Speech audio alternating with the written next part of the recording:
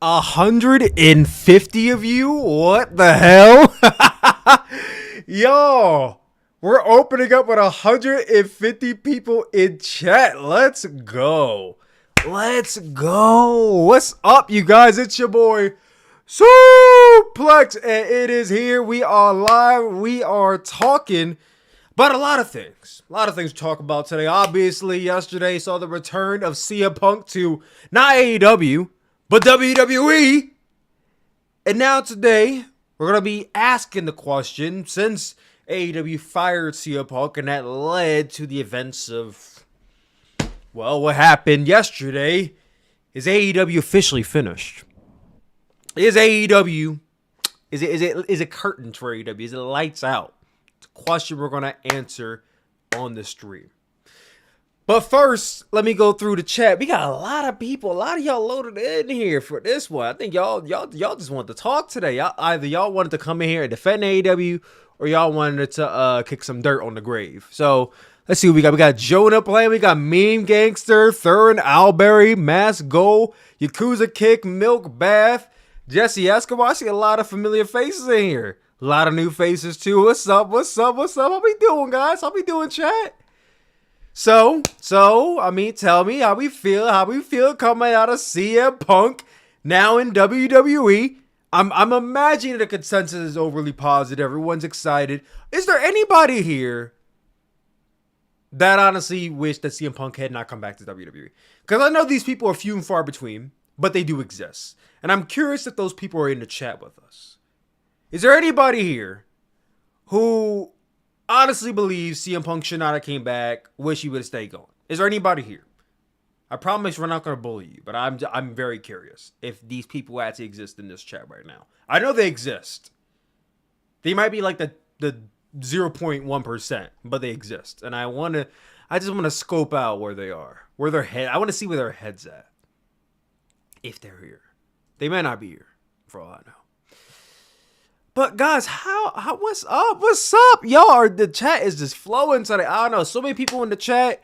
I'm gonna try my best to read everybody's chat, but as you guys know, super chats are the best way to get your message across, get your questions read. So if you got them, send them.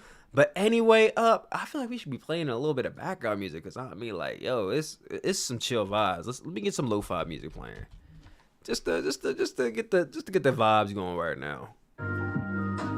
There we go. I don't know, man. I'm feeling good. I'm feeling good today, chat. It's like you can't. What's the one Beyonce song? You can't break my soul. You can't possibly break my soul today, bro. I woke up tired as shit, because mind you, I did not sleep last night.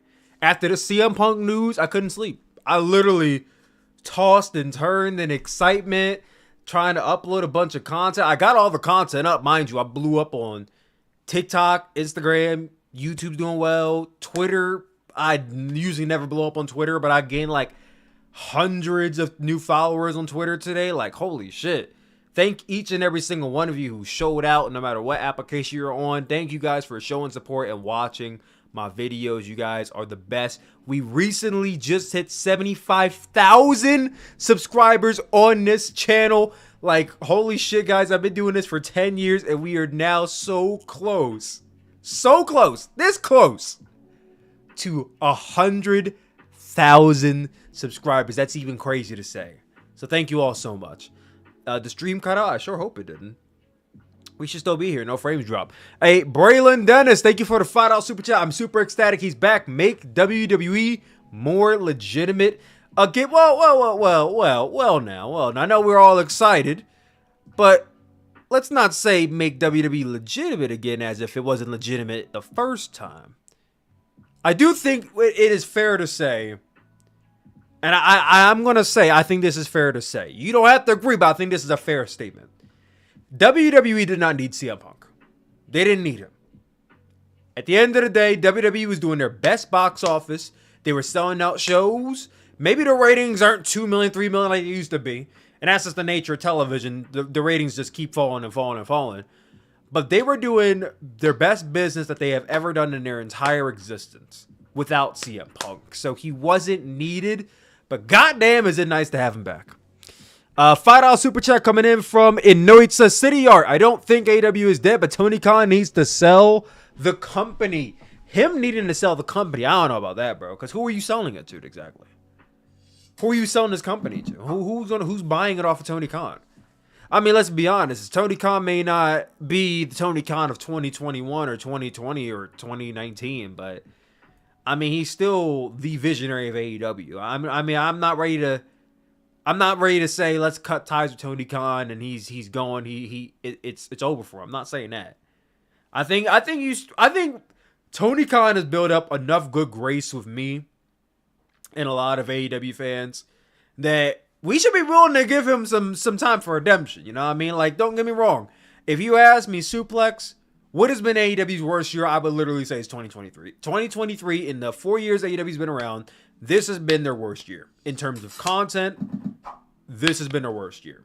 I think my interest in AEW has never been lower than it has been now.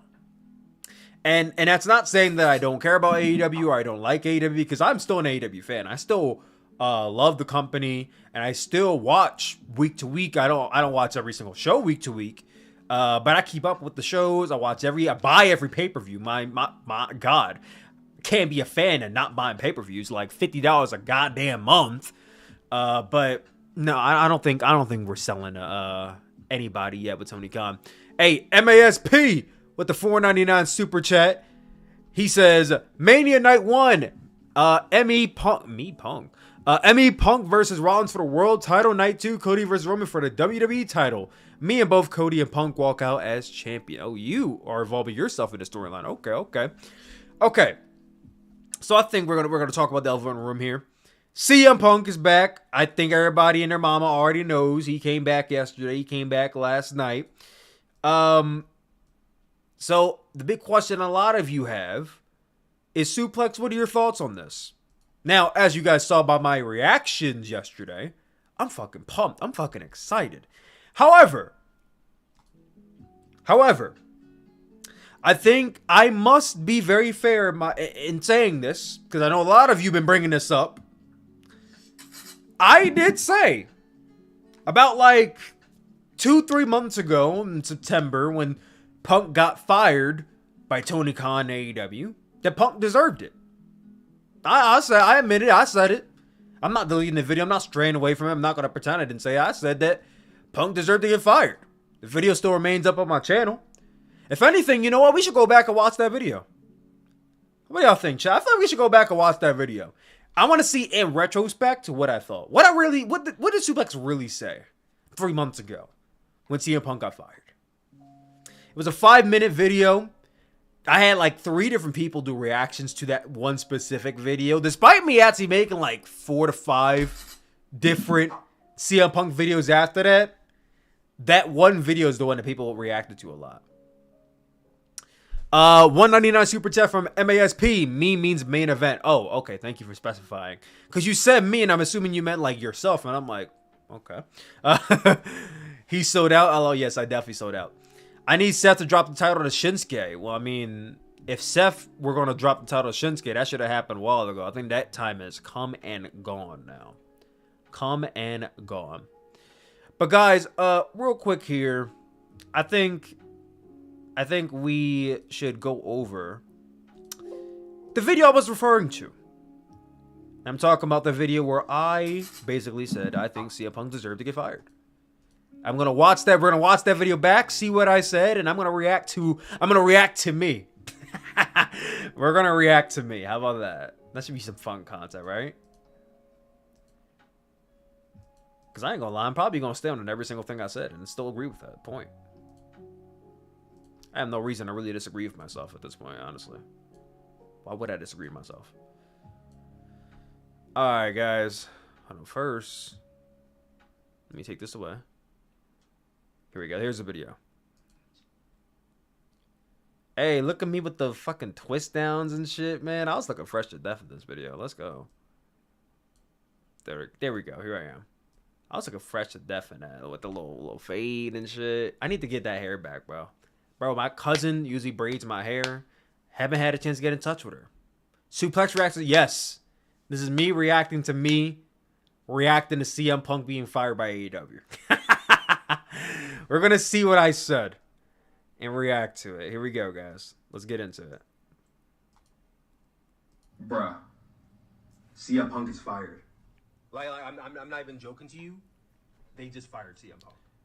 Mind you guys, I made this video like maybe 10 to 15 minutes after learning CM Punk got fired. So basically the story was I was in Chicago for AEW All Out Weekend. I was with my friends Malcolm, Erica, Gianna. We were all in a hotel room, right? I'm linked up with them. We were basically saying, yo, we're going to head out to get something to eat. And then we're going to go straight to the United Center for Collision, because Collision was that night. So we go to the hotel room. As we're leaving, we literally are leaving the hotel room. In the hallway, Erica pulls out her phone and she stops. And we're like, she's like, oh my God, no. We're like, what? And she's like, AEW just fired CM Punk. And I'm like, there's no way. You're lying. You're lying. Because to this day, I was still shocked. I did not think for a single second that Tony Khan would actually go through a firing CM Punk. Because for all that CM Punk did with AEW, for all the stuff that Tony Khan put up with, I didn't think that would be the final straw. But it was. It was. Let me get into it. Let me get into it. Hold on. Let me cook. Elite Wrestling has terminated the wrestler and employment agreements between Phillip Brooks, CM Punk, and AEW with cause effective immediately. The termination was confirmed today by Tony Khan, CEO, General Manager, and Head of Creative of AEW. The termination follows a week-long internal investigation of an incident occurring backstage at AEW, All In on Sunday, August 27th. The following investigation, the AEW Discipline Committee met and later convened with outside legal counsel before making a unanimous decision recommendation to Khan that CM Punk be terminated with cause. Tony Khan says, Phil played an important role within AEW, and I thank him for his contributions. The termination of his AEW Tony afraid of people lunging at him, LOL. Ultimately my decision and mine alone. Of course, I wish I didn't have to share this news, which may come as a disappointment to many of our fans. Nevertheless, I am making a decision with best interest to AEW, such and such. If you guys want to know what my reaction was, like immediately, because literally me and my friends were in this hotel room, right? We were walking down the hallway, and then one stopped and said, CM Punk got fired. And I'm like, huh? Man, and I started recording. Hold on. Here was the whole thing. Hey, let's go record a video. No fucking way. That's literally the moment, bro. No. That's crazy. You know what? I gotta give him credit though. I never thought I'd see the day. I didn't think he was man enough to fire him. I didn't think he would. I need some reaction. I didn't think he was going to do it. Y'all heard my immediate reaction, right? I did not think Tony Khan would do it. I'll be honest. When AEW All Out happened last year and CM Punk went scorched earth on Colt Cabana, Kenny Omega, and watching my Hangman reaction to Page, CM Punk getting even fired, then, learning the news that of was this. worth firing him for. For all of you but wondering. they kept CM Punk on the roster. He was like injured, so they people gave him time to recuperate, and then he returned. Since he's returned, he's called out Hangman Page, like I think 2 different times, and then he got into a backstage fight with Jack Perry at AEW All In, which was the biggest show in AEW history. And I don't care what anybody says, right? AEW All In is completely overshadowed by the news that there was a backstage fight during the show between CM Punk and Jack Perry. 100% to this day, I don't care what anybody says. That fight overshadowed the whole show. Now, the show itself will always be AEW's like magnum opus. That will always be AEW's like claim to fame. They got to run Wembley Stadium and they sold it out. But there was a fight that happened backstage. Reports were going out. People were checking Twitter the whole night through.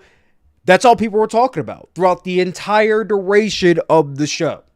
And, you know, the show is still highly acclaimed. But it is also remembered as the show where CM Punk got into a fight with Jack Perry, and also is the last show that CM Punk wrestled on for AEW, and also the show where CM Punk basically set himself up to get released by AEW. It's a historical show when you think about it. It really is a historical show for more reasons than one when you really think about it. And even then I said, CM Punk should be fired. Brawl Out 2022, Brawl In 2023, man. Fan since like day one, bro. Since the first day he came into WWE in 2007, I was a CM Punk fan. There was something different about him. There was something I respected and I loved about CM Punk. And to this very day, despite everything that happened, If CM Punk comes out, I would still cheer. I would still say it's clobbered. I would still say all of that. Yup, y'all saw me. I was literally running up and down my fucking room chanting CM Punk. Like, bro, that's still my GOAT. I will say this. I do not agree with CM Punk morally, how he handled the situation and AEW, whether it be with the Elite, whether it be with Jack Perry. I don't agree with how he handled the situation. And I will still stand by that he deserved to get fired. He earned his pink slip. I still stand by that. But that's still my all-time favorite wrestler, bro. I mean, like, as long as he ain't out here fucking, like, punching babies and, like, doing, like, heinous shit, like, I'm still gonna cheer for the guy. You know what I mean? Like, fuck. At the end of the day, he got fired for his actions. So now WWE's got him, and we'll talk a little bit more about that after this video is over. To this day.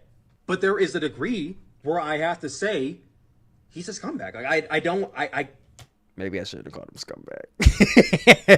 Maybe I should have called him a scumbag. Well, you know what? MJF calls himself a scumbag. So you know what? CM Punk is my scumbag.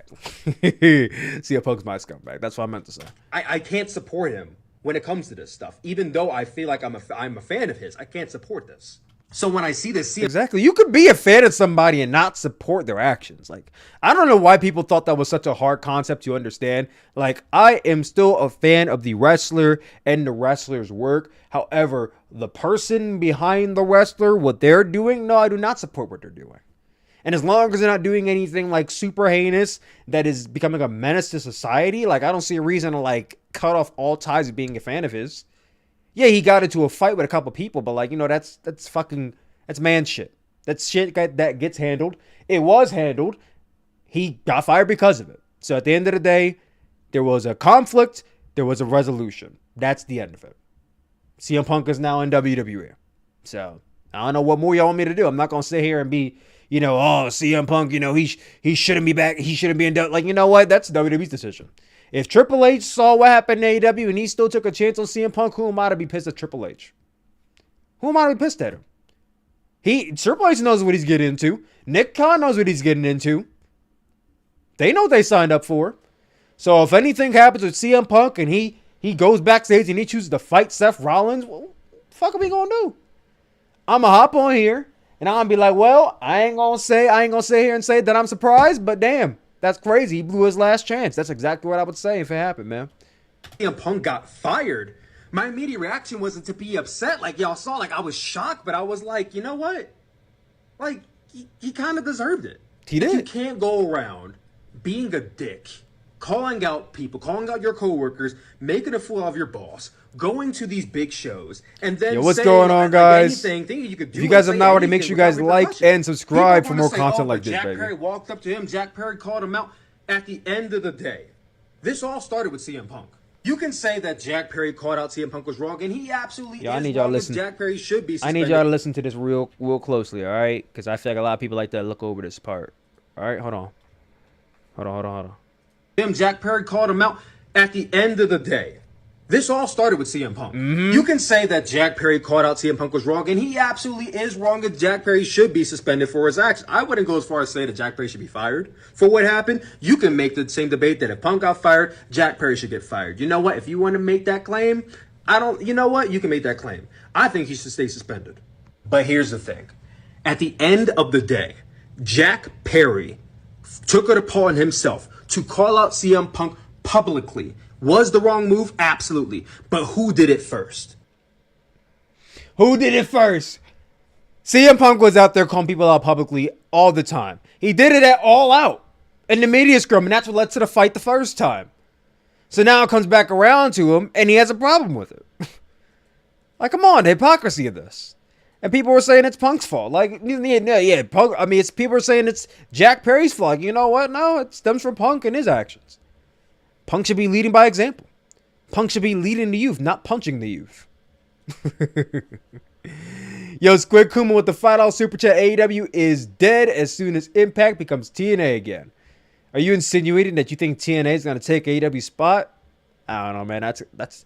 I mean, it's a little laughable, but I'll let you rock on that. Yo, Pep's coming in with a $50 super chat. Woo, shit.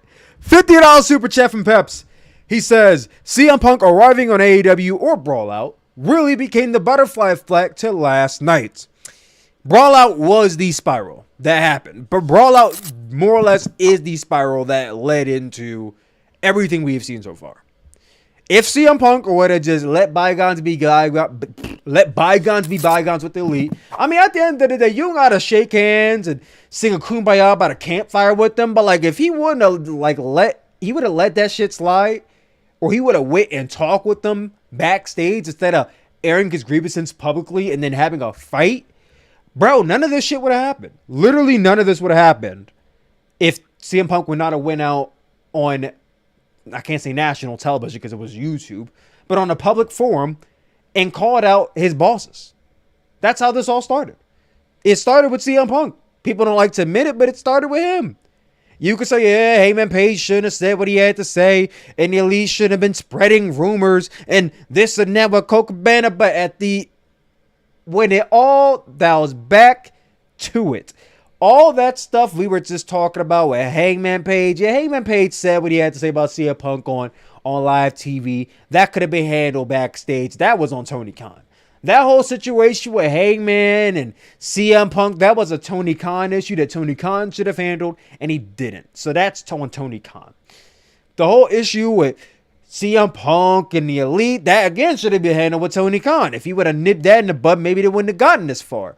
But the point is, the man that went out on that forum and said all that stuff was CM Punk. No one forced him to say that. No one said you have to go out here and address your issues publicly. CM Punk said that to himself, and that's how it came out. So, yes, when it all boils down to it, this is a CM Punk effect. This is 100% the CM Punk effect. People don't like to admit it, and by people I mean the CM Punk fans don't like to admit it, but it's a CM Punk effect.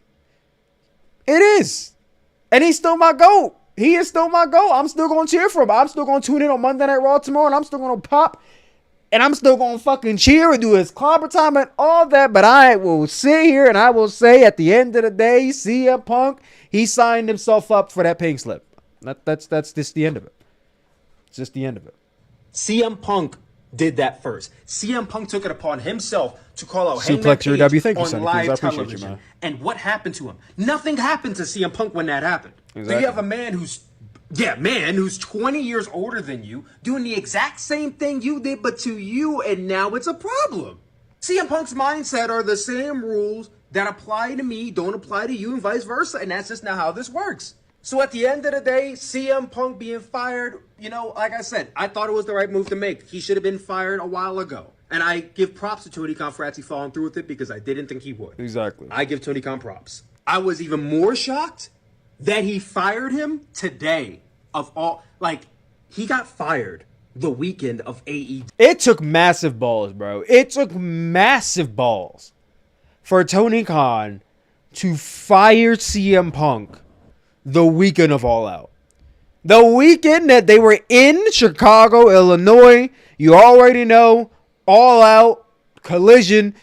It's not built around CM Punk at that point because everything with Jack Perry already happened. But you already know, fans are expecting CM Punk, whatever the case may be. The fact that he went and fired him the week that they were in Chicago, knowing that there could be a riot, that took massive balls. And then the fact that Tony Khan literally went out in front of the live crowd and spoke to them and basically apologized to them. I was there. I was there for this, guys. I was literally there in the crowd for this. What are you doing out here? Why are you sitting down? What are you doing? As a matter of fact, hold on. Y'all can watch this real quick.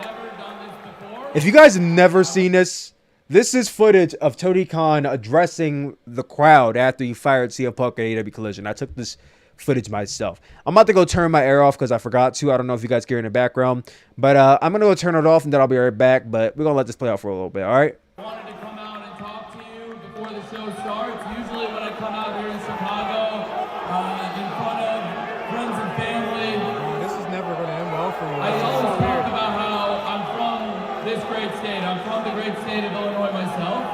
I grew up here. Why did he do this? State in Champaign. Why did you do And this? to come here to this This building is never was going to pretty much end the biggest well. deal in the world to me. until I was 28 years old, I had never spent more than 2.5 weeks in a row out of Illinois in my entire life. And I love it here very much. I love bringing pro wrestling here. I don't know why he thought this was a good idea. 5 years ago, I came.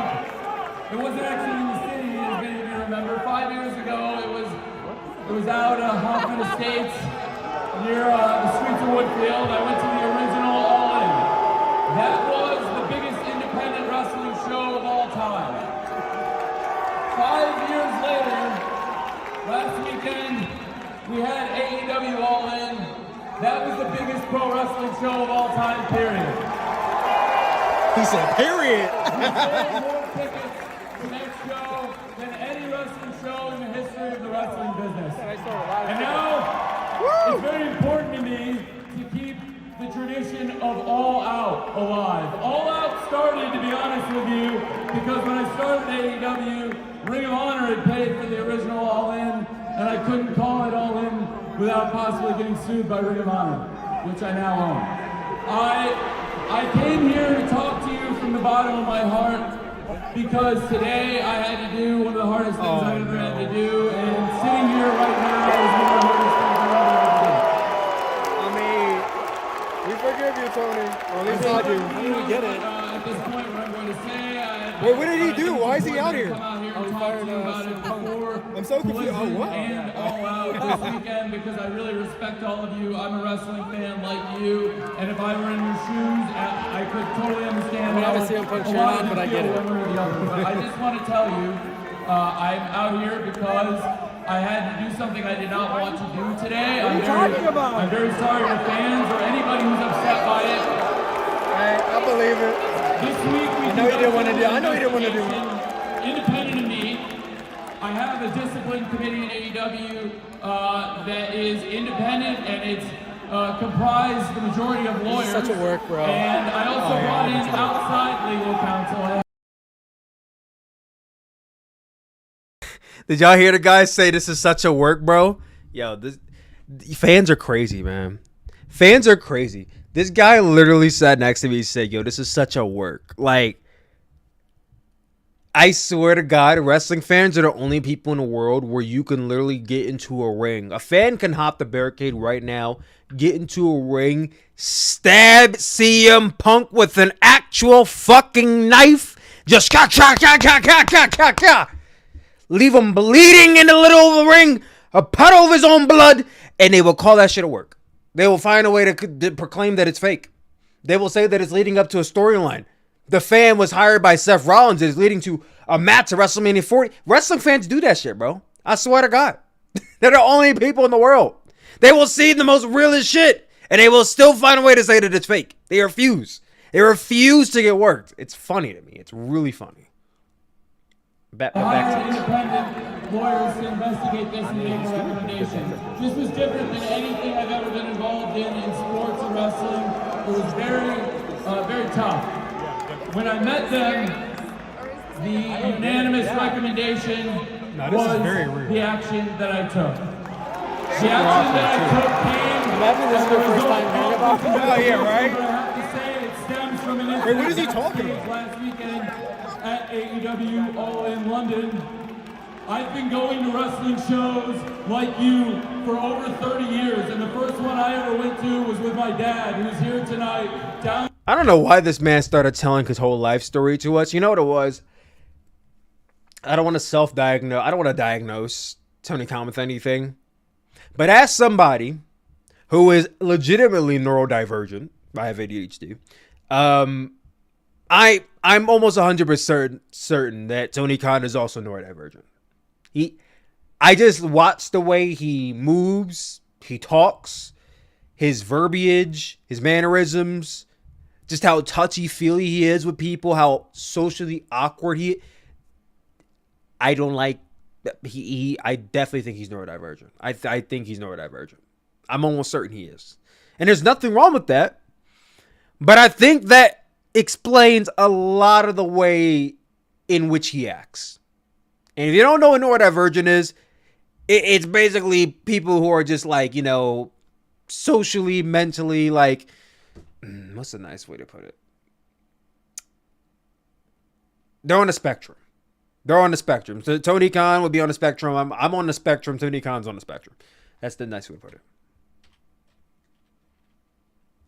State in Champaign, Illinois, and we thank you, Dad, because without him, none of this would be possible. Because he took a huge leap on a dream that became AEW. Thank you, Dad. And that's why we're here. And everything I know about business, I learned from him. He's a family businessman. This is a family. That you could tell he was extremely nervous. I mean, this guy came out with a chair and sat down and started talking. Family business. I swear to God, there was one point I thought he was actually going to start crying. I think we'll get to that point in like a minute when he starts getting like really deep into it. And I care about the people who work here. That's the production staff. That's everybody that works here. The wrestlers, but also people you don't think about every day that make this show happen. I've been going to wrestling shows for over 30 years as a fan, and I've been producing them on TNT here for almost 4 years now. Or he's just awkward as fuck, bro. Like I said, I don't want to diagnose him, but I'm on the spectrum, and I'm almost certain just because I do some of the things he does, and I used to do some of the things he does. I'm not going to talk about no more, but I'm almost certain he is. And this was the first time, this incident, that I have ever feared for my safety in a wrestling show, that I have ever feared for my life in a wrestling show. Oh, there it is. The crowd literally collectively just started going, okay, all right. Like, they all just started booing, and I'm like, okay, all right, bro. This incident that I have ever feared for my safety in a wrestling show, that I have ever feared for my life in a wrestling show. Okay, all right, bro. Don't do it. And then he stood up out of his chair because he got real serious. Okay, all right, bro. Don't do it. I'm sure he probably did. This is I'm sorry, but they don't come here. They don't work here to be put in danger. The people who work on the what are you doing? should not come to work. And work Hey, they don't. hard. I mean, he's right about that. These people don't work here to get put in danger. I'm going all out tomorrow. Look at him balling up his fist. You know, he mad as shit. Look at the left side of his head, bro. He balled up his fist.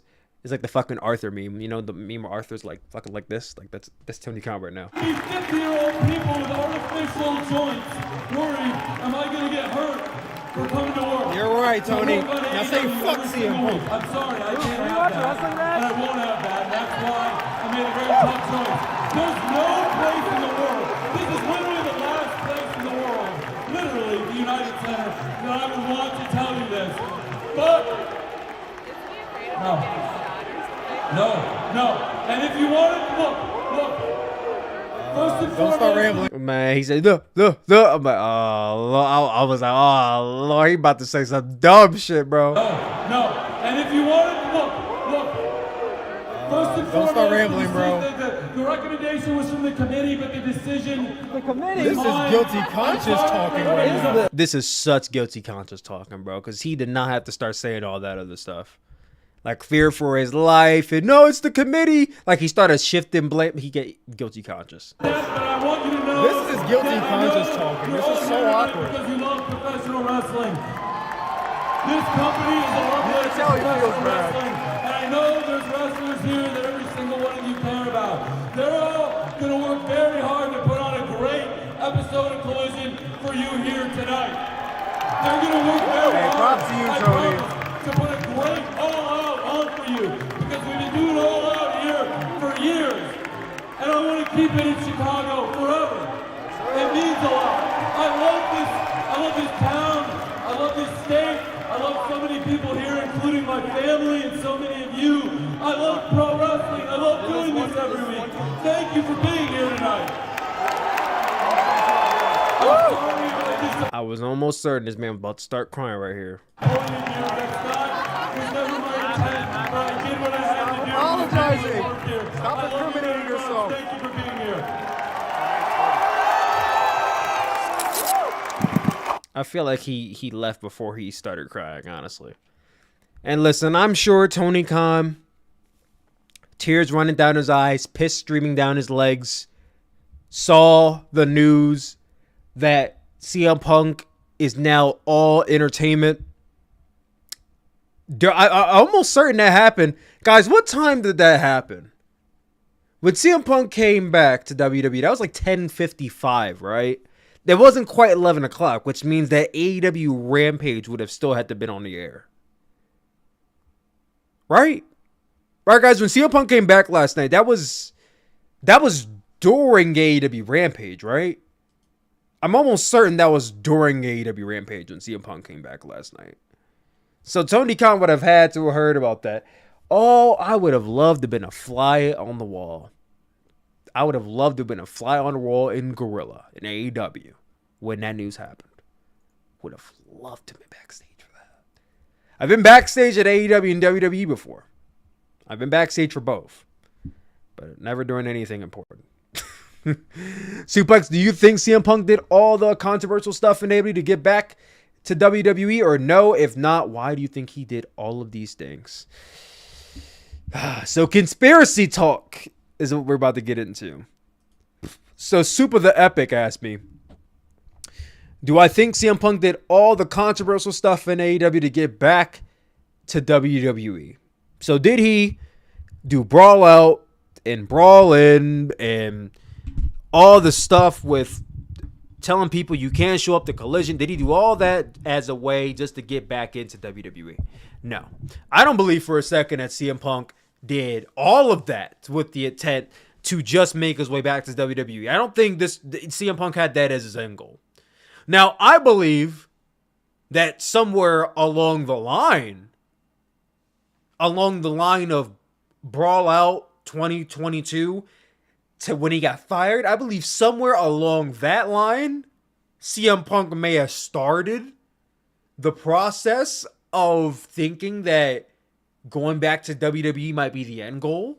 And the reason why I say that is because if you guys recall, there was an article. We're going to have to see. I don't remember when this article was. There was an article like a few months ago that CM Punk was backstage at a Monday Night Raw. Hold on. Let me see if I find the report. Here it is. WWE Raw. CM Punk cleared the air with two-time champion he had beef with. Read the article a little bit. PW Insider less than an hour ago before WWE Raw last night reported CM Punk had shockingly shown up backstage. The news came as a surprise to many as CM Punk is rumored to be returning to AEW in their debut show Collision. This happened before Collision on June 17th. This was during CM Punk's leave of absence, the first one. This is during CM Punk's first leave of absence. This was after he got after Brawl Out in 2022 when he got suspended, but also during the time when he was injured. Damn it. Hold on. This article was April 25th, 2023. So around as early as WrestleMania season, CM Punk was backstage at Monday Night Raw trying to have a conversation with Triple H. That led to him like getting you basically kicked out of the backstage area, but basically making amends with The Miz. This was back in April. CM Punk was backstage at Monday Night Raw in April making amends with The Miz and trying to have a conversation with Triple H. I believe as early as then, CM Punk had in his head that WWE might be the end goal for him. Now, we could say that CM Punk is a shit stirrer because he is. He knows how to keep his name in the media. It could have just been CM Punk wanting to keep his name in the media, wanting to get people guessing, wanting to get people talking, so he went backstage to go to WWE, stir some shit. That's a possibility, and I could see that being the whole reason why. But given the events that have transpired, I do also think there's a possibility that CM Punk may have been not looking for the exit per se, but just seeing and weighing the other possibility of going back to WWE as early as this date. I think that is very much a possibility. Do I believe that all of his actions were simply to go back to WWE? I don't think so, but I'm also not CM Punk. These are all assumptions that I'm making. These are all assumptions that we can make, honestly. But it is crazy to think about. Manny Portable in the chat. What's up, Manny? Sooplex, who's your favorite female content creator? Wheezy Blunt. I'm just kidding. You, of course, Manny. Ramit Taneja. CM Punk is in WWE's worst days come for AEW. Once Edge inevitably leaves and MJF, AEW become the new TNA. Well, first of all, Edge signed a contract with AEW for, I believe, like 3 years. So he ain't going nowhere. Also, MJF, I'm almost 100% certain he already re-signed with AEW. I don't think for a single second there is some bidding war of 20. He re-signed with AEW, bro. He re-signed with them already. He re-signed with them probably like a couple months ago, I feel like. I don't think there is no bidding war. He got what he needed. That's why he stopped talking about it so much. That and he turned babyface. He's the face of the company and the world champion. Why going into the end of his contract would Tony Khan still keep the title on him and still be banking on it? You got to really think about that. If MJF let's logically think about this. Let's say MJF's contract is up January 1st, 2024, right? And he can go to WWE. Why would you, as Tony Khan, consistently book this man on your television show so prominently that the show is basically based around MJF, with him being in 4 different storylines, him being the world champion, mind you, and December's next month. Like, you're 1 month away from World's End. The match is already booked. Samoa Joe versus MJF for the AEW World Championship at World's End. Yes, you could say, oh, but maybe he could lose the title at World's End to Samoa Joe. And I think he probably will lose the title at World's End to Samoa Joe. But why would you go that far, though? If this is a guy who might not resign, why go that far? For what reason? You giving MJF all this stock so that way he could just take it and go to the other company. It doesn't make any logical sense. If this man's not resigning, you should not be booking this man to be the ring bearer, the top guy, the face of your company. I'm not booking nobody to be a face of my company if they are not locked down to my company. That's the reason why they're not pushing Drew McIntyre. I mean, yeah, Drew McIntyre was in a match at War Games, but he ain't no fucking champion right now, is he? He ain't the face of it, WWE or nothing like that. He's not in a major storyline because he's not re-signed yet. He's not re-signed yet. Know what, WWE? Go ahead and start booking CM Punk if they didn't sign him. Like, you gotta think about that. Like, no, if MJF is not locked and loaded, they are not going this far with him. It makes no sense. It makes no sense. MJF is so freaking good. He's fantastic at what he does. Yo, City Art with the $5 super chat. MJF re-signed with Malachi Shmlecki Jr. Promo proved that. Oh, it's Enotia. Okay. Enotia. That is quite the name. MJF 2024 WWE. I don't see it. Yo, gotta touch my soul with the $5 super chat. Tribalism is lame. Just enjoy what you like. Wrestlers can feed their families, and that is all that matters. You know, you bring up a really good point. Wrestlers can feed their families. Everybody's winning, right? Everybody's winning. Except we need turmoil. We need turmoil because turmoil. What's the quote? Controversy creates cash. Y'all know, even though y'all don't like the tribalism, you love the conflict. You know you love the conflict. God damn. Now, I'm sorry. I blew y'all eardrums out. Hold on. I'm sorry about that. Tribalism is dog shit. Absolutely. I do agree with that. So, the title of the video is AEW finished? Do you guys in the chat, all 400 of you, how many of you guys are in here now?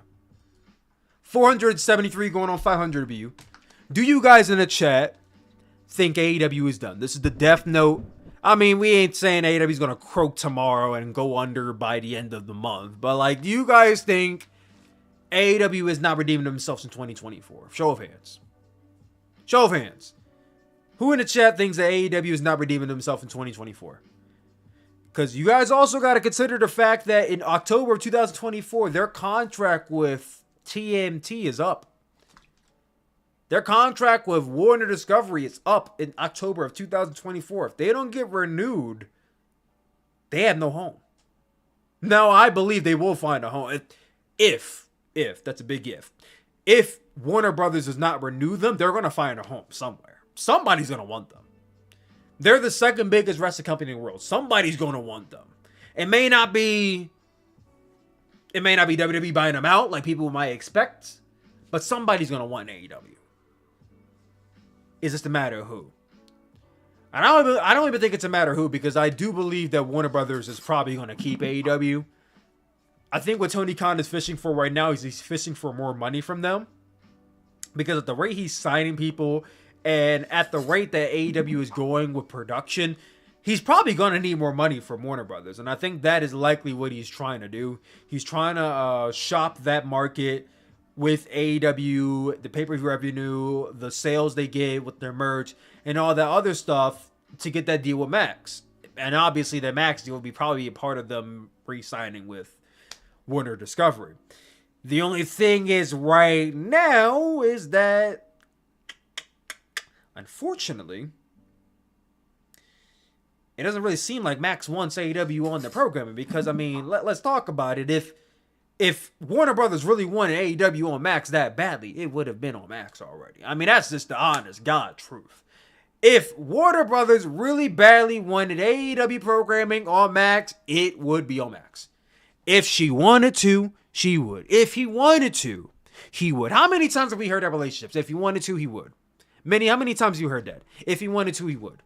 Simple as that. If Max wanted to, Max would. And it hasn't yet, because they don't want him that badly.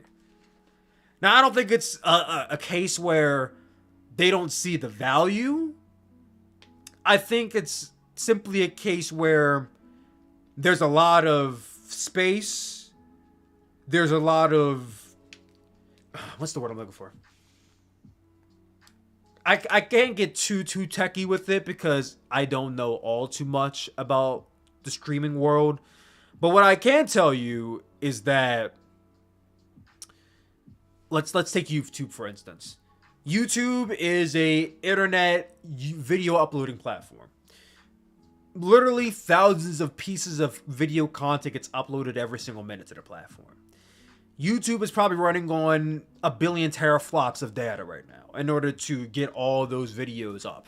Now, obviously, because they're owned by Google, they're able to keep YouTube up and running. And because YouTube makes so much money and I think makes up like...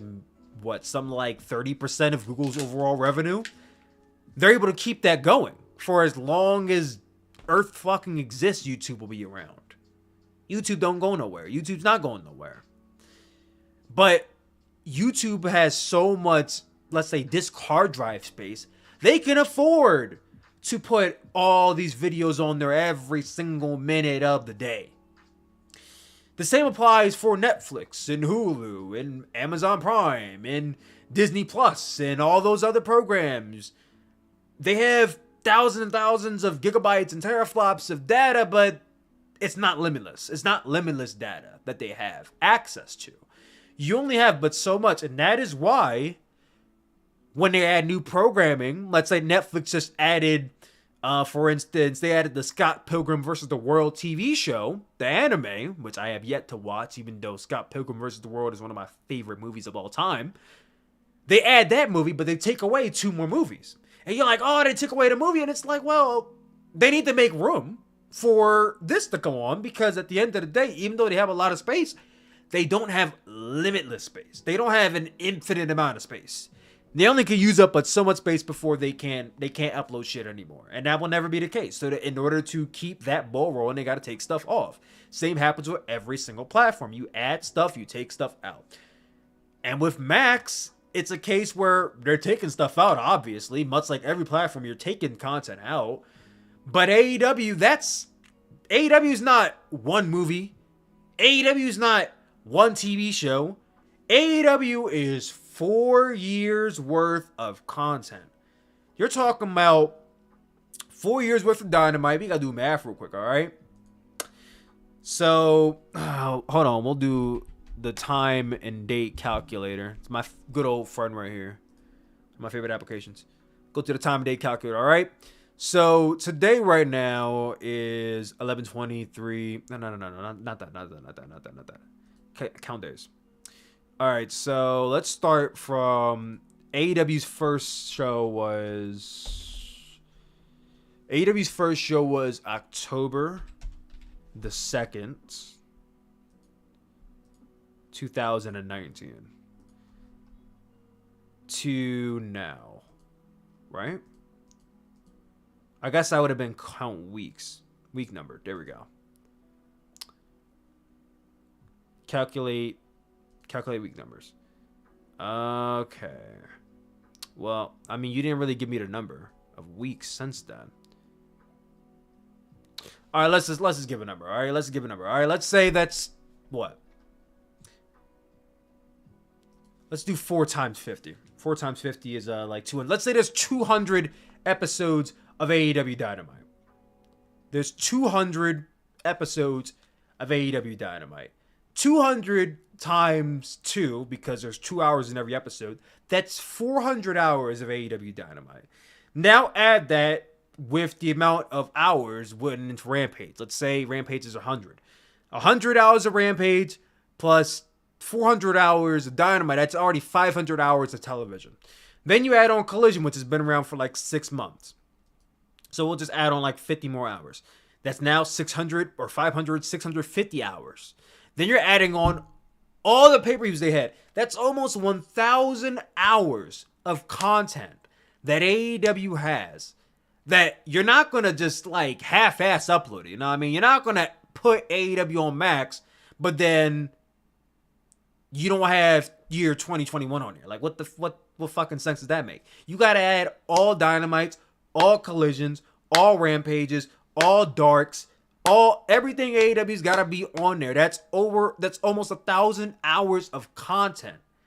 That's a lot of space that Max has to invest in AEW in order to make that ends meet. And that's probably going to be a lot of programming they got to remove. Or what likely would happen is they would probably have to go to whatever their provider is for the space they're buying up, and they got to buy more space, which I assume is probably really, really, really expensive to buy more space. So you have to make that worth the while. Is it worth the money? And obviously, like I said, to them, that's not worth the money right now. Why? I don't really know. I'm not them. I don't know why. But we are less than a year away from that date, and there's still been no renewal. So I asked the question to you guys again. I saw a lot of you were saying, no, AEW's not finished. No. So I ask you guys this question. Do you guys think AEW is going to be renewed on Warner Brothers Discovery? Do you guys think TNT, TBS is going to renew AEW? Do you think AEW is going somewhere else? That's my question to you guys. Is Warner Brothers renewing AEW, or are they going to another programming? Doomsday scenarios, WWE buys them out, but I still don't think that's happening. Yo, Henry Franklin IV, what's up, Sooplex? I was in the stream yesterday. Much love, bro. I saw you. I remember your name. I remember your name, man. I appreciate you coming through to the stream and everything, man. I mean, DC is more important to AEW. I mean, DC is more important than AEW. DC is comic legacy. Of course it's more important than AEW to them. They own DC.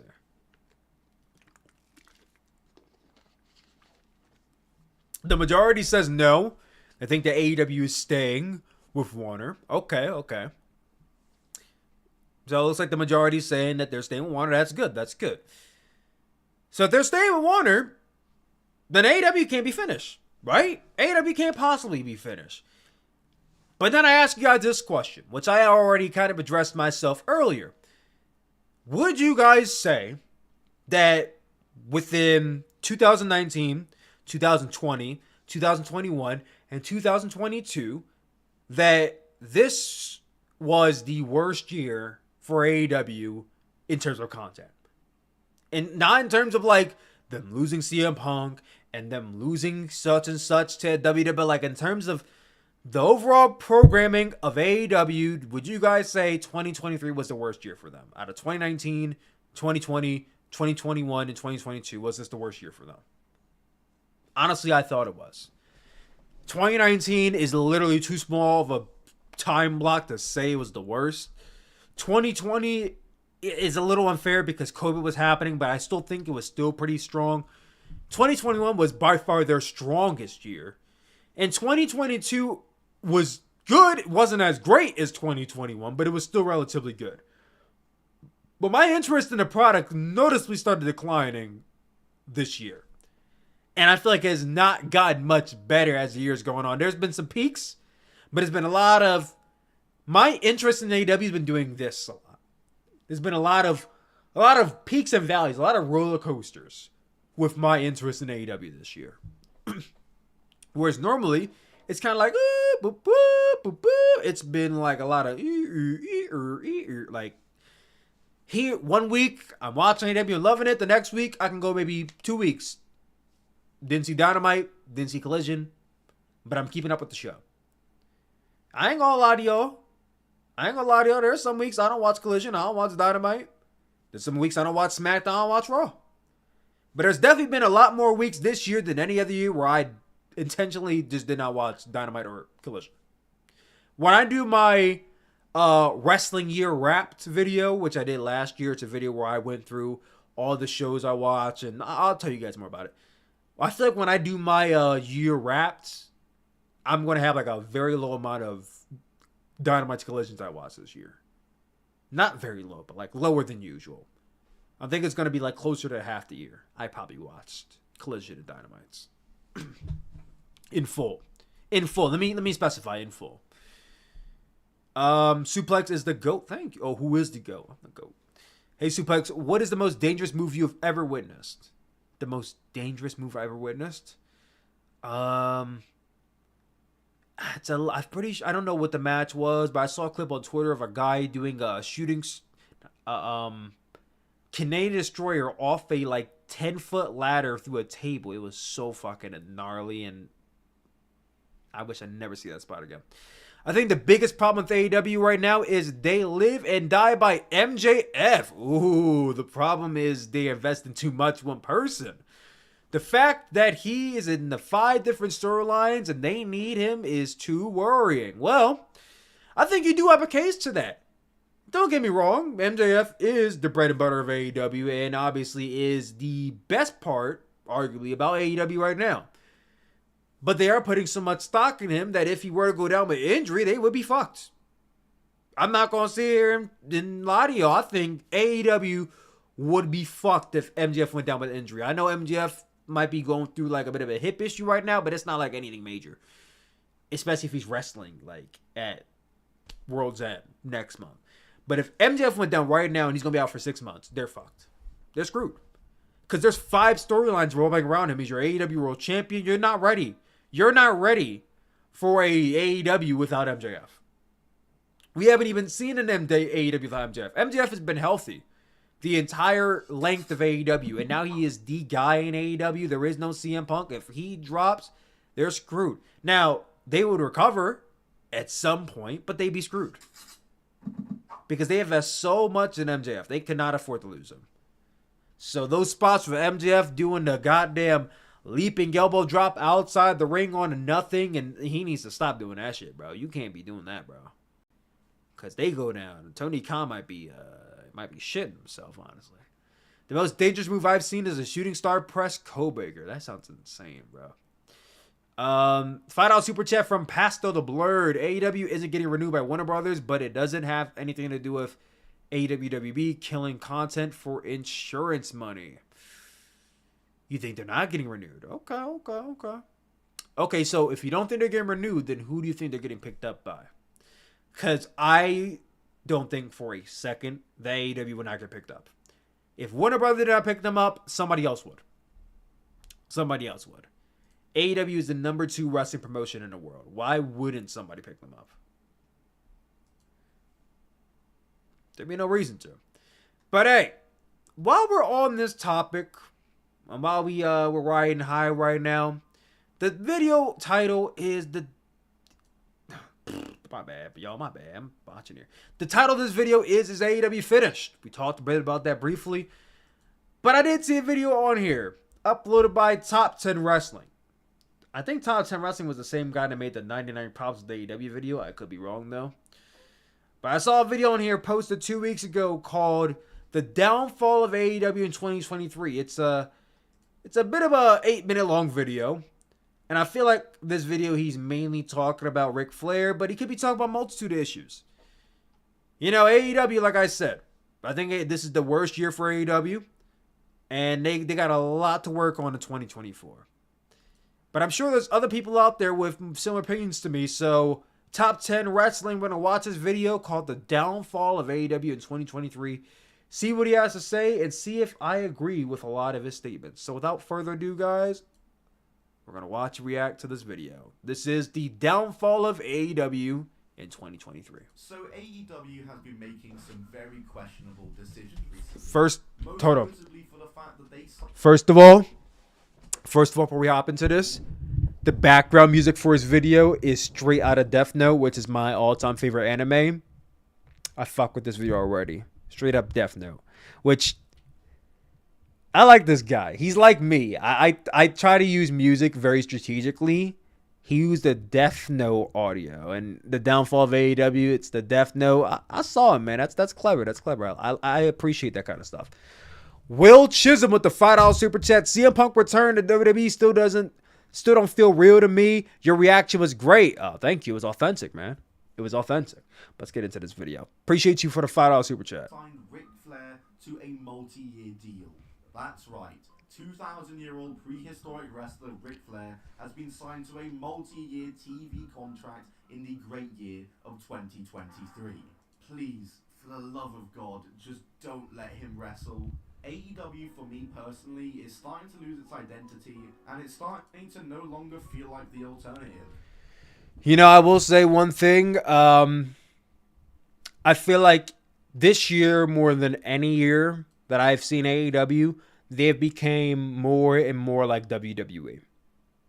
This year, more than any year, I feel like they've become more sports entertainment. And the reason why I say that is starts really with the production value of the show. From the very start of the year, because I feel like every year in January, AEW kind of reboots their production. 2019, it was like the paint splatter. In 2020, it was the similar thing, but more so purple. 2021 was, I think, like the purple shot thing. 2022 was, I can't really remember all that much. But in 2023, there was more lights, more glamour. I feel like they were going with the blue and red vibe, which when you think blue or red, you think Raw and SmackDown. And then they got a bunch of new, like, lights and new Trons. Because you guys remember back in the day, look at this little picture right here. Look at this picture right here. This was the old AEW setup. The two little things in the center, like the two little entryways, left side tunnel was for heels, right side tunnel was for faces, or vice versa. That was an iconic AEW like thing they had going on that nobody else was doing. Nobody else had that concept going on with the two tunnels. Was it new? No, TNA did it, but like it was a new concept. You know what I mean? It was cool, but then they went to 2023 with this new setup, which looked cool, but it just felt so WWE. It felt so WWE. And then they start up with this new show, Collision. And Collision looked like this Dynamite setup, but they kind of took the Trons, moved them around a bit. It just looked like a WWE setup. And then recently, they moved the announce table from the stage to right near the ring. And that, again, feels like WWE. It's like, I feel like this year, more than any year, it feels like they're going in this sports entertainment direction of not only content but production too. And I'm not crazy about that. Not crazy about that. It's crazy that we're going to see MJF versus Punk 3 at Great Balls in Berlin Night 3. MJF's not going to WWE, bro. I hate to break it to you. But thank you for your super chat, Colin Z Crew. I appreciate you, man. Oscar Wilde in the chat. What's up, brother? Hey, yo, my phone died. It's actually back on now. I'm going to give you a call in like maybe 10 minutes when this video is over. If you want to still hop in the stream, we could talk for a little bit. Jordan Williams, this concept was brilliant. Don't know why they changed it. I don't know. I think they just wanted to give the show a new, fresh coat of paint. And I can appreciate them wanting to change it up. But I feel like it's lost its identity in a sense when it went to this new way of production. That's why I feel like they really start to lose their identity. God damn it. There we go. What's up, guys? It's Tom on Thompson Wrestling here, and today... JT, Jason Titus, what's up, man? Hey, man. Listen. You sent that $400 super chat yesterday. You want me to burn my Royal Rumble ticket? I got you. I have to print it out. Okay? I don't have the physical ticket printed out, but I'm going to go to Staples tomorrow. And I'm going to get that printed out and we're going to burn it. Maybe not on the Raw stream because I have to literally be outside to burn it. I think it's going to rain tomorrow. But maybe I'll pre-record it and use it as part of the stream tomorrow. We'll see. The first show. Oh, shit. Double Skip ahead. W and IV. What's up, guys? It's Tom with Thompson Wrestling here, and today we're talking about AEW and discussing whether or not... You said Punk wasn't going to be at Survivor Series, and look what happened. Anything could happen. That is true. I did say Punk wasn't showing up.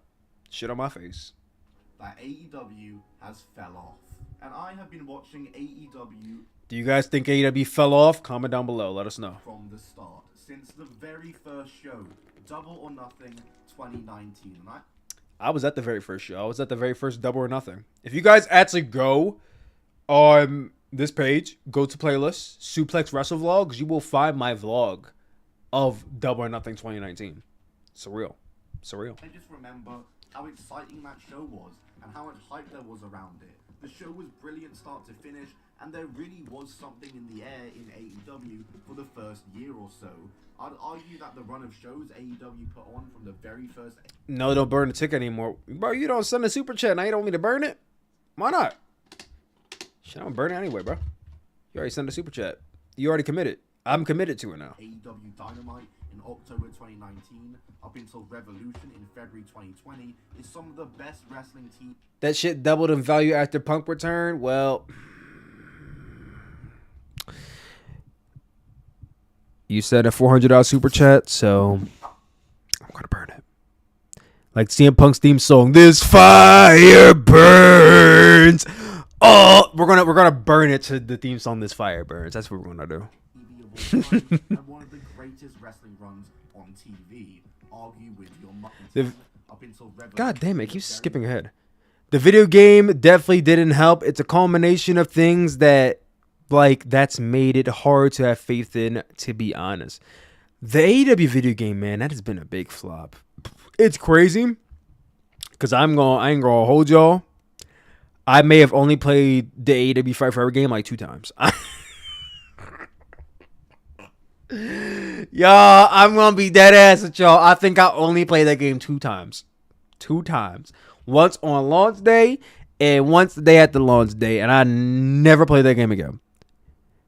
Not that I didn't like it, but I don't feel like I had that much substance to it. I don't know. For the first year or so, I'd argue that the run of shows AEW put on from the very first AEW Dynamite in October 2019 up until Revolution in February 2020 is some of the best wrestling TV of all time. Oh, good God. I'm sorry to whoever wanted that ticket. Hey, man, you should have thought about that before you sent a super chat telling me to burn the ticket. And one of the great... Now I'm committed to it. I don't want to burn it, but I'm committed to it now. ...wrestling runs on TV. Argue with your mother. But that feeling AEW used to have just isn't there anymore. And why is that? Evolution is... Yeah, it is definitely because of Triple H. And Ric Flair, yeah. Randy Orton returning, yeah. Yeah, Rebel. I mean, I don't really think Batista has much to do with it, but yeah, no. Triple H, Ric Flair, Randy Orton collectively, yeah, they definitely are putting the nail in AEW's coffin. So, you know, yeah, Evolution definitely is killing AEW. That's crazy. AEW was always going to change. It was always going to evolve over time, and the product was going to change a bit. But it could be argued that right now, it's devolving and going backwards. And I think the best example of AEW going backwards is with the signing of Ric Flair, which of course happened last week.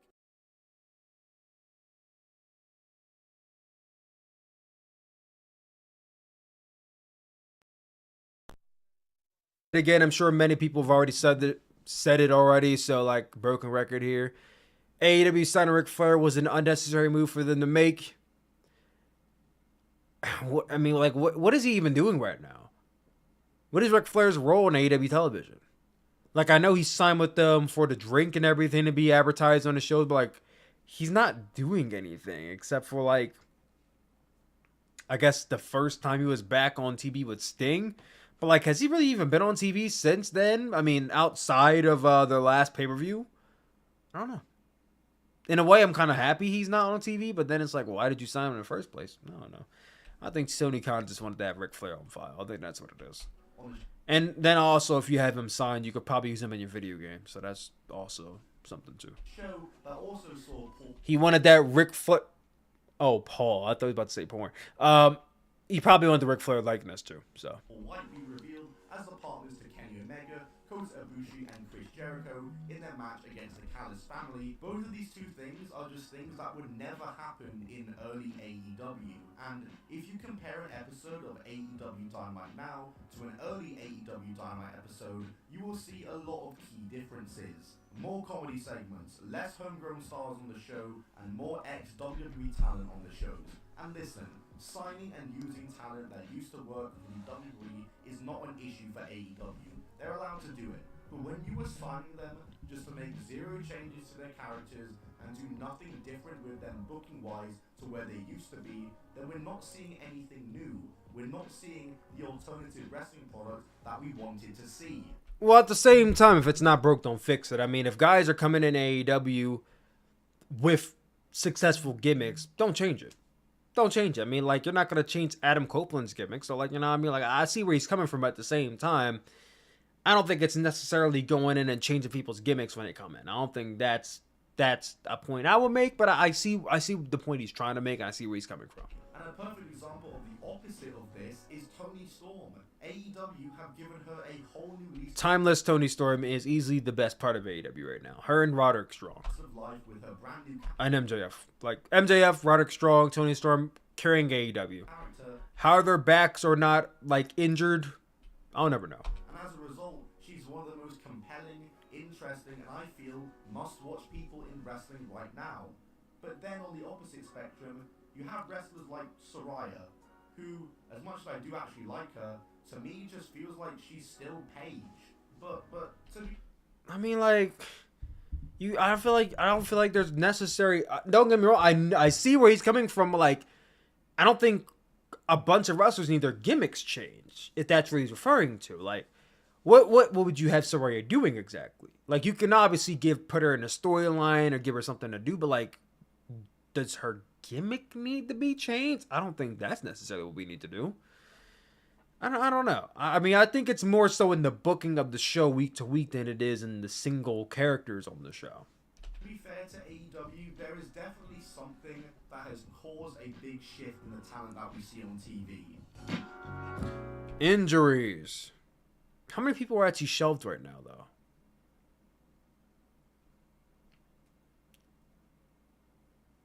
Adam Cole is the only person I could think of that's shelved right now. So, like, I don't know. We'll see. And that, of course, is injuries. AEW's high work rate style means that wrestlers are more susceptible to injury, and in the year of 2023, AEW has had their fair share of injuries, and what's made it worse is that it's many of AEW's top stars who have been injured and left out of action. It's not just anyone, it's some of the biggest names in the company. You've got Adam Cole's recent injury, Moxley had to lose the international title due to injury, and Bryan Danielson has been injured twice this year. Yeah, Bryan Danielson's a tricky case, man. This man's been getting injured a lot this year. Something you don't want when he is now the face of one of AEW's TV shows, that being Collision, a show that really isn't doing... Yeah, it's still kind of crazy. Yo, I saw a meme earlier today, bro. Hold on, I gotta send this shit.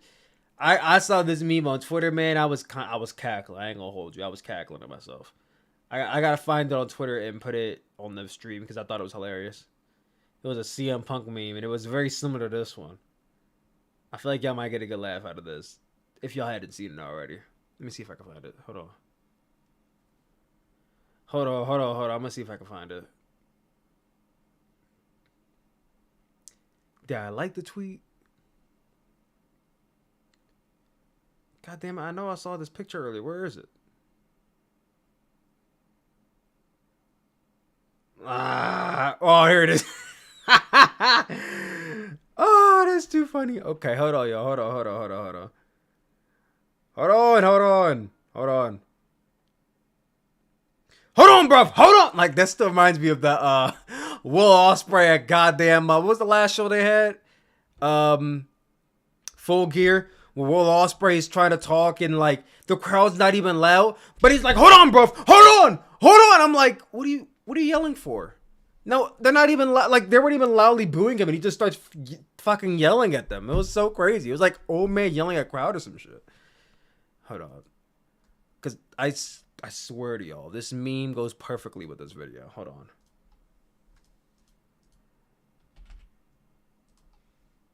God damn, there's still like 300 of you guys watching this. You guys are the real OGs. Thank you guys for tuning in and coming through, y'all. Y'all the best, if y'all don't know this already. Yo. I don't know who made this, man, but that was funny. All right, so y'all see this already, right? Hold on.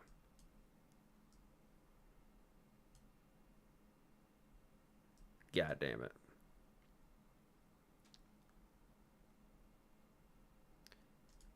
I done messed it up. Hold on, chat. Hold on. I done fucked it up.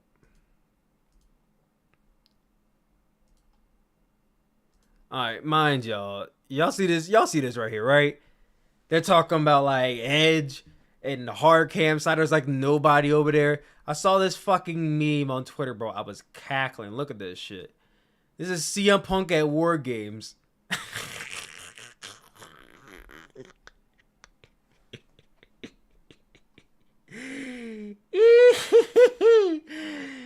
Hey, listen, man. I love AEW, but this shit's kind of funny. This shit's kind of funny. CM Punk at War Games. This shit. Why is there people on the hard cam side?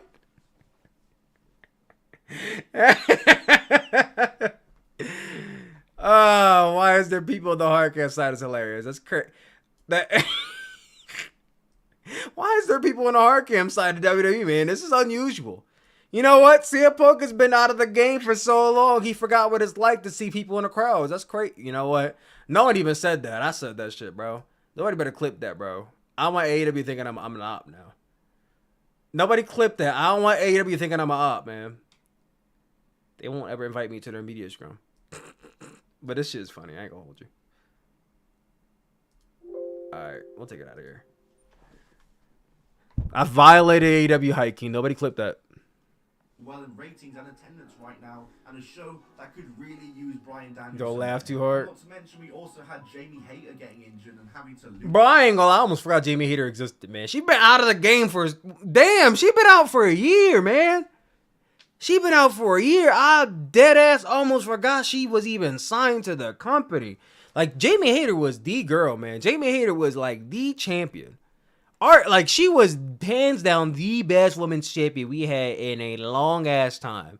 She was having banger matches. She was looking to enter in like a, let me say potential, because you know Tony Khan be kind of shoddy with these long-term feuds. But he was looking to enter in like a feud with Britt Baker, and then she got injured, and that was a wrap. We haven't seen her since. Up until this video, I was not even thinking word one about her. That's crazy. I hope she comes back soon, bro. I miss Jamie Hayter.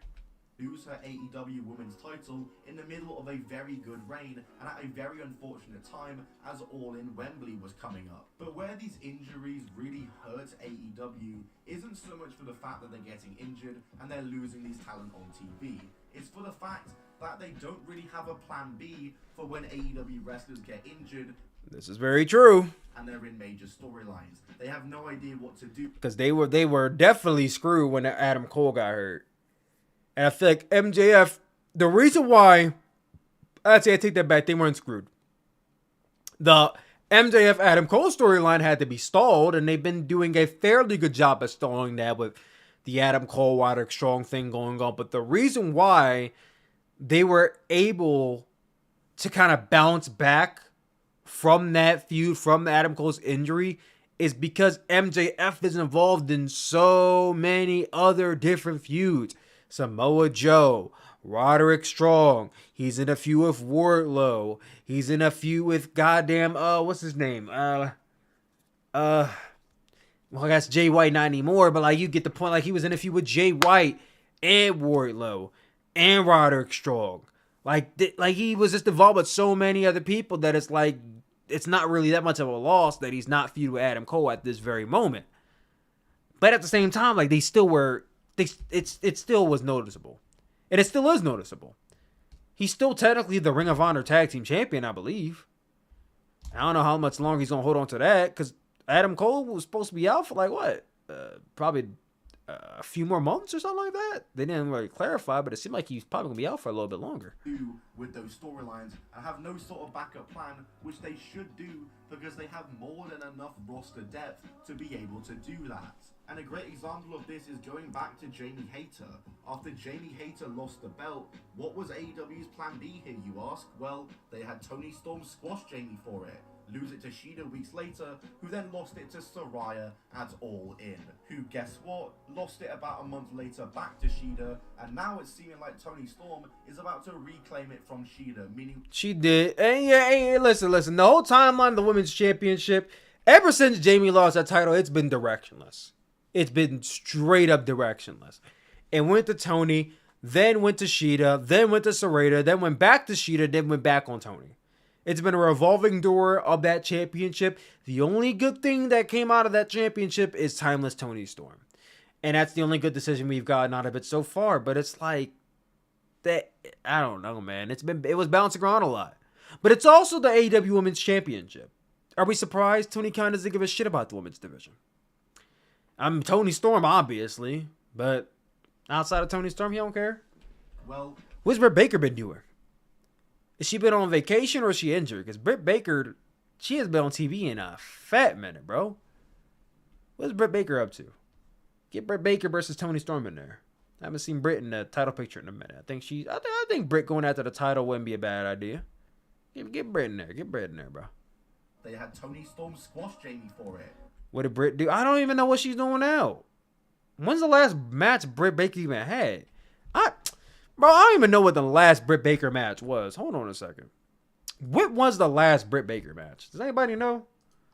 Because I don't feel like she wrestled on Dynamite or Collision recently. Hold on. Cage match.net will probably tell me.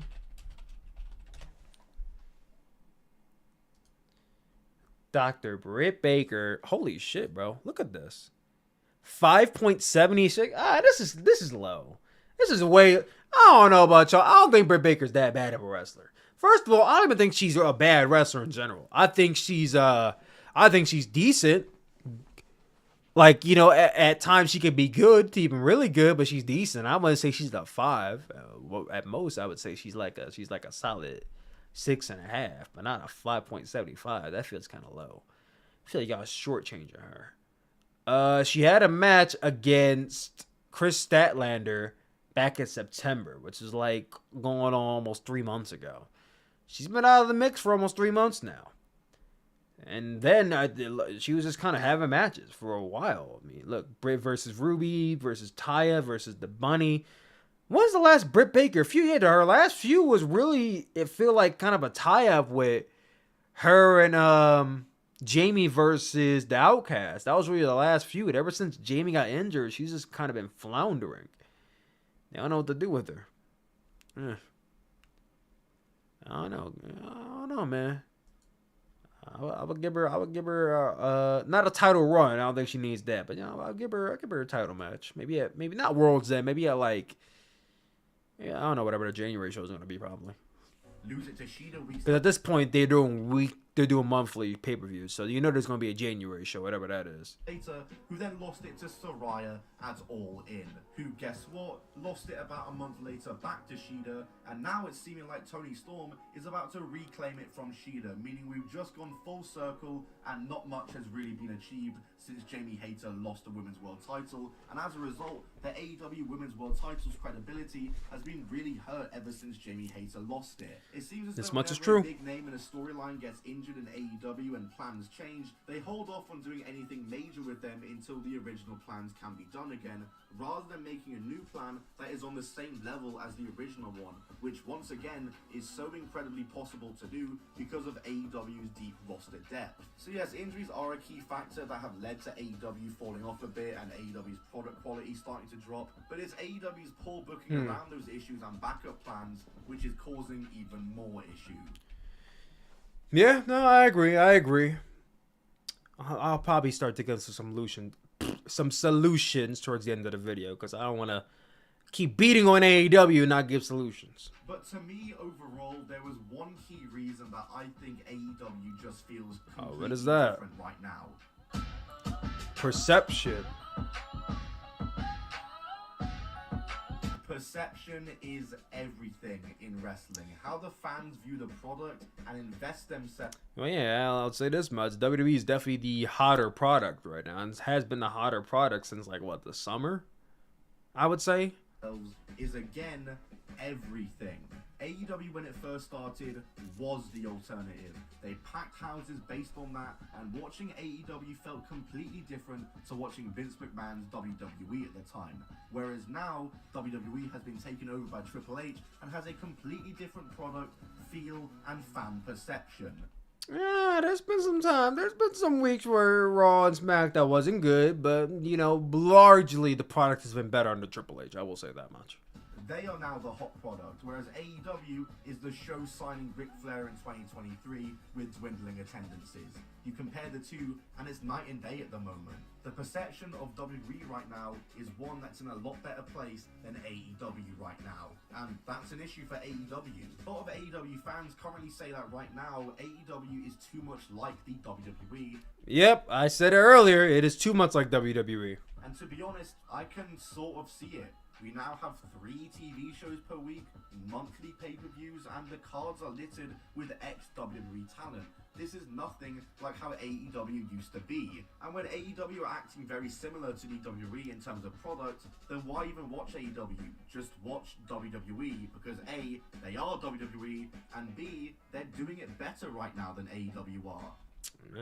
You got a point. I still think that when watching AEW, you can tell a clear difference between it and the WWE. But it is straying further away, and I know I've said this so many times, but it really is starting to feel less like the alternative. Yep, I definitely agree with that. You were saying you want the link to the video? I got you. So for anybody who wants to go and actually watch the video itself in its entirety, leave your comments, leave your thoughts. The link's right there to the original video I just watched. But yeah, there's some problems in AEW. My question to you guys now is, do you guys have any solutions? What do you guys think Tony Khan needs to do for AEW to be a better product in 2024? I've seen some people straight up saying, get rid of Tony Khan. I'm about to ask that question now. Ask that question to the chat. Do you guys think the solution to AEW being a better product is getting rid of Tony Khan? Should AEW get rid of Tony?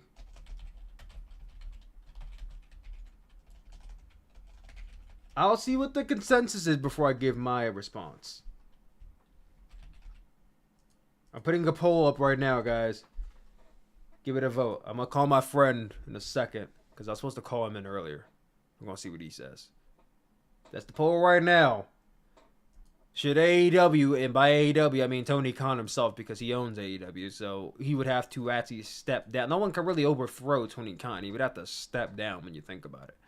But you guys get what I mean there. Let me see if my friend's on the other line. Hold on.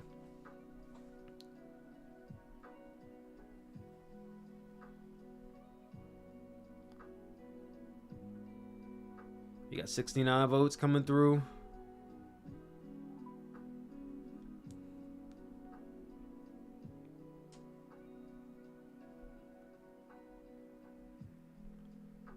I think he's still on this live right now.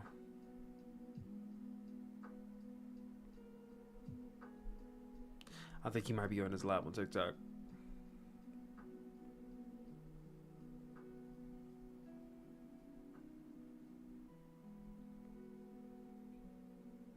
Nah, he's on his TikTok live. Talk about it later. All right. I'll stop it at 100 votes. This is not really a yes or no question, bruv. Should AEW get rid of Tony Khan? That's a yes or no question. What are you talking about, bro? All right, we're gonna end out the poll real quick.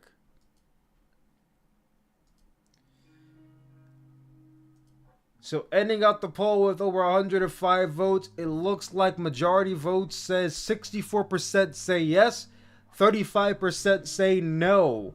Majority of you saying we should get rid of Tony Khan. So, before we end off the stream, do I think Tony Khan should step down as CEO, chairman? Should he relinquish AEW to somebody else? No.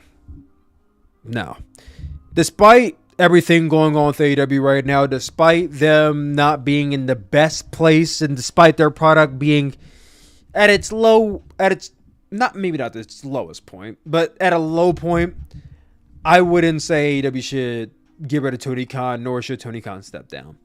Here's what I would say, though. I think that Tony Khan should start allocating a lot more responsibilities to other people. I wouldn't get rid of Tony Khan completely, because at the end of the day, this is the man who funded AEW, started AEW. He is AEW. Tony Khan is AEW. So you get rid of him, AEW might be that might be it. Logically, AEW might be done if Tony Khan leaves. So I don't think getting rid of Tony Khan is a good business decision. Now, from a creative standpoint, I would start allocating some of that creative to other people. We've seen AEW under Tony Khan's vision, and for the most part, largely it's been good. But there's been some aspects where it's been bad, and lately it's not been that good.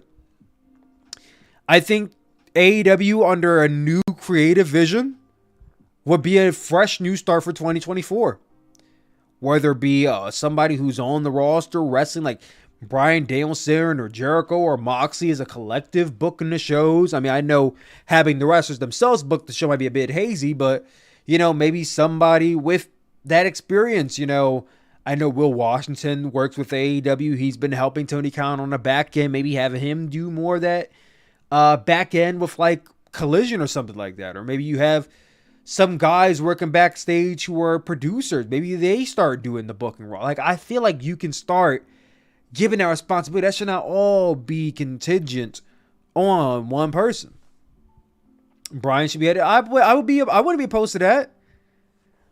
At one point in WWE in 2021, Bryan Danielson and Edge were like creative heads for Raw and SmackDown. Do you guys remember that? Do you guys recall in 2021, I believe, or 2020, when Edge and Daniel Bryan were like creative heads for Raw and SmackDown? Like, who's to say that wouldn't work in AEW, having Adam Copeland and Bryan Danielson running creative for AEW? I think that could work. Having people run that day-to-day operation. Tony Khan obviously has final say. He could be Vince McMahon in that aspect. Maybe the guys write the show and then Tony Khan has to oversee it. But from start to finish, it being Tony Khan, one man's vision can only go but so far sometimes. Human beings, we love creativity, but sometimes we want to see a new fresh coat of paint. The production, I think we need to go. I don't want to say backtrack, but I mean, you got to scale back a little bit. The glitz and the glamour, that's all cool and all, but that's not when people signed up for AEW. People didn't sign up for WWE production. They signed up for AEW production. I feel like lately it's been a lot of WWE production from AEW. And that's not really, I don't feel like that's been drawing fans away, but it's been a noticeable difference, enough for fans to stick it out and bring it up. And then there's the aspect of the booking. It feels like we are straying away from the sports aspect and the wrestling aspect AEW was for a more sports entertainment like feel, where we're focusing more on, how do I say this? The Texas Chainsaw Massacre stuff, WWE booking. We're just seeing a lot. I'm seeing a lot more hokiness in AEW that I'm not really fond of, not really crazy about. Stuff that I feel like Vince McMahon used to do. That stuff's got to stop. That stuff's got to stop. I don't think the wrestling is the issue. The wrestling was never an issue with this company. It's everything else. But I think I probably will have to do a little bit more thinking to really construct my thoughts long form. But AEW has some issues to figure out. But is AEW finished? No. AEW is not done. WWE did not kill AEW by signing CM Punk. Is it a major blow to AEW? Yes. Major blow to AEW. It was a major blow to AEW when they fired CM Punk. But it had to be done. And now CM Punk is in WWE. That's their game. How does AEW respond? I mean, they already signed Will Ospreay. Will Ospreay's... Here's the thing. AEW is not going to get a star that is bigger than CM Punk. They're not. They're not. There is no star, no short of The Rock or John Cena, that is going to compete with CM Punk and the way he was doing business for them. That was it for them. He is gone. So the way I see it, AEW should not be concerned with trying to find their next like CM Punk and needs to start settling on building up the main talent they have now. MJF is a great start. MJF is a great main guy. But what happens when MJF goes down? Who do you have? Jack Perry? I'm sorry. Jack Perry's not ready. Darby Allin, the same guy who's climbing Mount Everest? I wouldn't. I mean, Sammy Guevara, he's paired off in factions all the time. He's not ready. Who else? Adam Cole's injured right now. But you want to put a 20-something in there. You know what I mean? They have those guys. They need to start building them up more. Christian is a tremendous heel. He is a tremendous heel, but Christian Cage is not going to be their guy. Not at 50 years old. He shouldn't be.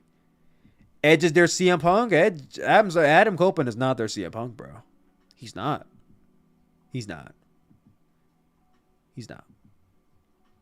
Swerve? Yes, Swerve absolutely is a guy they need to start building up. Swerve is your only option? I think Swerve is definitely the next guy. They need to start building up for that main event spot. And they're already on the road to that. He got 2 wins over Hangman. He's in the Continental Classic. I would have him win the whole thing. I would have him win the Continental Classic. I would have him fucking defend that title all over the place. And I think in 2024, Swerve should be going after possibly winning the AEW World Championship. We got our first black world champion. I think Swerve is one of those guys. All right, we got MJF. You got Swerve. Let's get 2 more guys in there. Where's 2 more guys we can make a main guy in AEW? Because like I said, Jack Perry might be the devil, but Jack Perry just ain't ready. I'm sorry, he's not ready. And I wouldn't say Adam Copeland because Adam Copeland's not. He's 50. Like you gotta build your company around somebody young. Jay White, you could say Jay White too, yeah. Jay White for sure. All right, so one more. Mercedes Moné needs to return to WWE. Tony Khan doesn't deserve Moné. Nah, Mercedes Moné, you know what? I would say she would do good in AEW, but given the state of the women's division, she might be better off going back to WWE, honestly. I don't think Orange Cassidy's their guy. Orange Cassidy's a great comedy character. He's a great tertiary character. He's not a main character. He's not a main character for them. Keith Lee, nah. Nah, they don't even have the faith to even put him on TV that much. Powerhouse Hobbs, I don't see it. Samoa Joe, a little older. Will Ospreay could definitely be their guy. Hell yeah. February next year. You build a company on Will Ospreay, MJF, Swerve, and Jay White. That might be your 4 crop of guys right there. I think you build up Will Ospreay, you build up Jay White, you build up Swerve. Because what happens? MJF goes down. Okay, now you got Swerve. You can put Swerve in a role. Swerve goes after the championship and wins it. Swerve goes down. All right, you got Will Ospreay. Will Ospreay, going to be main eventing Wembley Stadium. I'm almost certain he will be main eventing All In next year. You got options. The chat is literally naming people. Endlessly naming people. Look at the chat right now, guys. Look at the chat. Look at how many names you're seeing right now. That proves more than anything that Tony Khan has options. All he has to do is exercise those options. And we're already off to a great 2024. And I think I'm going to end the stream right there, guys. I'm gonna end the stream right there. This is the stream. That was a stream. That was a good stream, guys. I appreciate that. This is one of the, not the first time, but I don't do these streams very often where I come on here and I just talk and, you know what I mean? We just like interact, but it was fun. I enjoyed this a lot. Tomorrow we will be live for Raw. Let me go ahead and get this stream actually started up right now while I'm at it. I'm going to get this stream started up while I'm at it right now. Hold on, y'all. Someone said X-Pac? Stop it. Cut it out with X-Pac.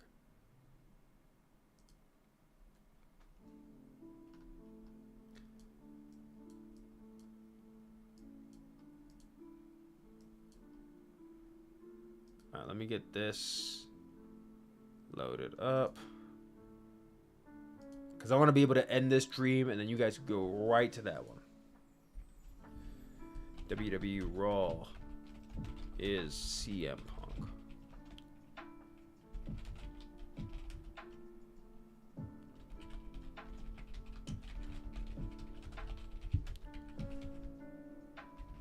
Turns to WWE Monday Night Raw.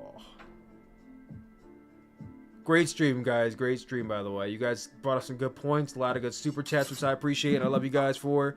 Got a lot of new subscribers today. Shout out to everybody who subscribed for my live reactions. You guys are the best. I'm just trying to get this stream finalized before I go off air.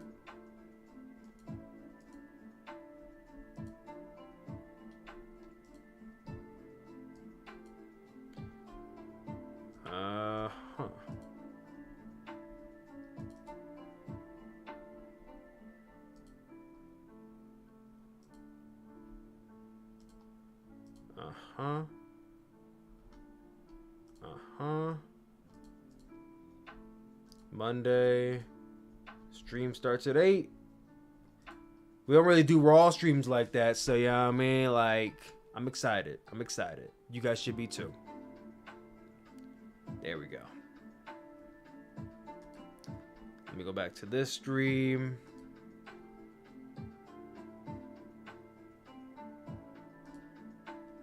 Edit. Redirect. Alright, saved. Alright, guys. We're going to end things right here. Thank you all for coming through to the stream. We had a great chat about AEW not being finished. Not yet.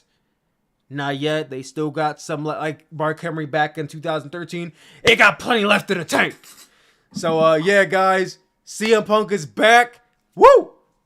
We will be back live again tomorrow, 8 p.m. Eastern Time. Don't miss it. CM Punk on Monday Night Raw. Randy Orton's back on Monday Night Raw. Be there or be square here on the Sooplex YouTube channel. I love you guys always. Talk more soon. Love ya. See ya. Peace.